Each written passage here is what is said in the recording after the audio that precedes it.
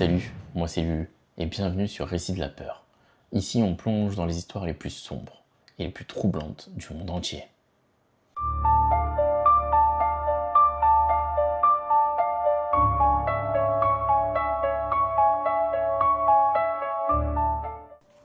Aujourd'hui, je vous ramène un iceberg avec 5 étages. Il n'est pas comme les autres. 5 histoires réelles. Certaines troublantes, d'autres carrément dérangeantes. Et plus vous allez descendre dans l'iceberg, plus ça va devenir lourd. Ces 5 histoires sont bien réelles. Et pourtant elles semblent impossibles. Alors restez jusqu'au bout et si vous aimez ce genre de vidéo, n'oubliez pas le petit like et abonnez-vous à la chaîne pour nous soutenir. Histoire numéro 1. On va démarrer notre iceberg en douceur, tranquillement, avec une histoire anglaise. Chaque jour à Londres, des milliers de personnes passent devant les barrières métalliques qui protègent les jardins de la ville, sans jamais se poser de questions. Elles sont là, banales, intégrées au décor.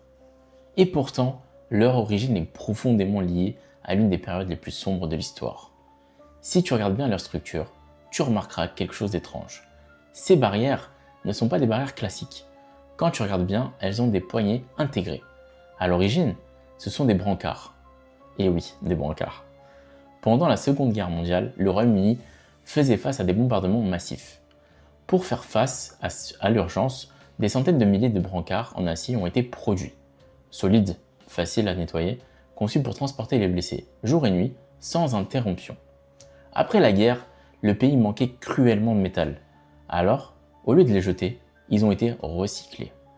Les brancards ont été soudés côte à côte, assemblés, transformés en barrières. Aujourd'hui encore, elles sont toujours là, à portée de main. Et sans le savoir, certains touchent des objets qui ont traversé des scènes de guerre. Dis-moi en commentaire si tu es déjà allé à Londres et si tu as déjà vu ces barrières là-bas. On va passer au niveau 2 de cet iceberg. On commence à monter petit à petit en tension. Certaines histoires ne relèvent pas du mystère, mais de l'erreur humaine. En 2015, aux États-Unis, une jeune enfant descend d'un bus scolaire comme tous les jours. Un geste plutôt banal. Mais en une fraction de seconde, tout bascule. Son sac à dos reste coincé dans la porte du véhicule. Sans s'en rendre compte, la conductrice redémarre. L'enfant tente de suivre le bus. Elle court. Elle essaie de se libérer au final.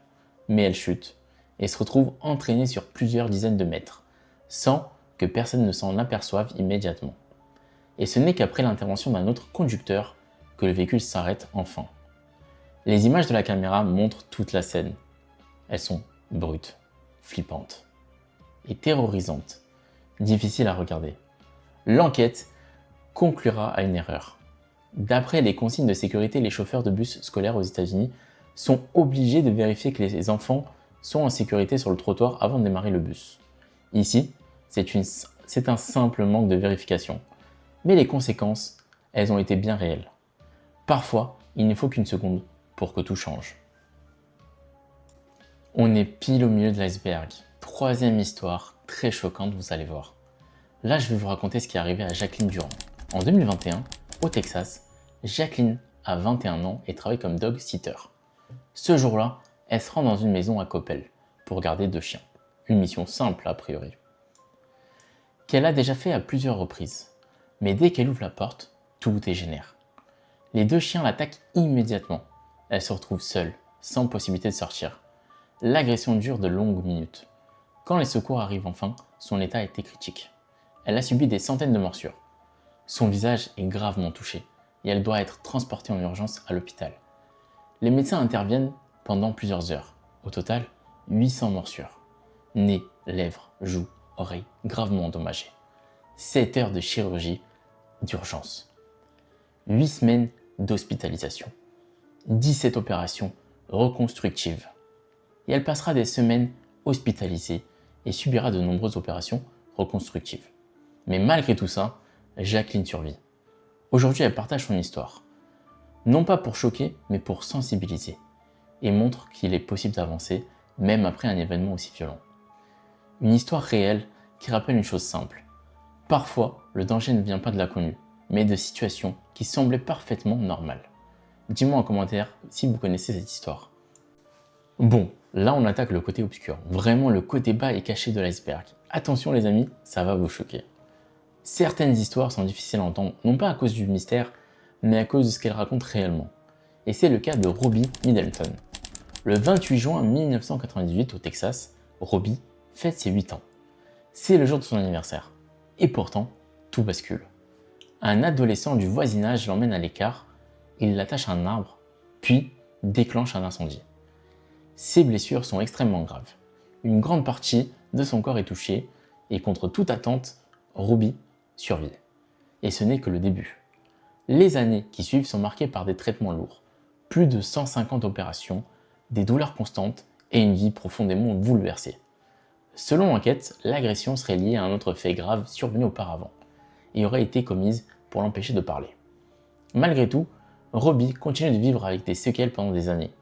Mais en 2011, à l'âge de 20 ans, il décède. Les médecins établissent un lien direct entre sa mort et les blessures subies lors de l'attaque. L'affaire est alors requalifiée comme un crime ayant entraîné la mort. La justice finira par condamner l'auteur plusieurs années plus tard. Avant de mourir, Robbie avait enregistré un témoignage, un message qui a permis de faire avancer l'enquête et d'obtenir justice. À l'époque des faits, l'agresseur était mineur, ce qui a empêché une condamnation immédiate. Mais des années plus tard, grâce à de nouveaux éléments, notamment un témoignage laissé par Robbie avant sa mort, l'affaire a été relancée. En 2015, il a finalement été reconnu coupable et condamné à la prison à vie. Ça y est les amis, on arrive au pire niveau de l'iceberg. Le niveau le plus bas et le plus sombre. Et oui, c'est le niveau 5. Vous êtes préparés? Alors c'est le cas d'Annelies Mitchell. Au début des années 1970, en Allemagne, Annelies est une jeune femme très croyante. À l'âge de 16 ans, elle commence à faire des crises. Les médecins diagnostiquent une forme d'épilepsie accompagnée de troubles psychologiques. Un traitement est mis en place. Mais avec le temps, son état ne s'améliore pas. Au contraire, son comportement devient de plus en plus inquiétant. Elle dit entendre des voix, elle affirme percevoir des présences et développe des réactions de plus en plus extrêmes. Face à l'inefficacité des traitements, sa famille se tourne vers l'église. Après étude de cas, une autorisation exceptionnelle est donnée. Des séances d'exorcisme sont alors réalisées. Au total, plus de 60 rituels auront lieu sur plusieurs mois. Durant cette période, des enregistrements audio sont effectués, où on y entend Annelies parler d'une voix différente. Der Hass drängt dich. Der Hass lässt dir keine Der Neid über die andere Engel. Es gibt nie Ruhe. Ruhe gibt's nur da oben. Ruhe gibt's nur dort, wo die Liebe ist. Ja, bei uns gibt's nur ja, Nur Hass. ja. Und wo nur Hass ist, da gibt's keine Ruhe. Nein. Und für uns gibt's nie Ruhe. Nie. Weil, Ewigkeit. weil er nicht dorthin kommt, wo der Schöpfer ist. Aber für uns gibt's kein Zurück. Im Namen des Vaters.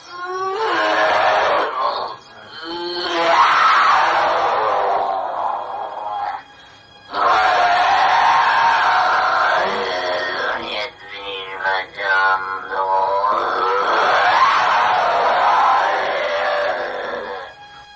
Cat Animam mio Domino, et exultaris Deus.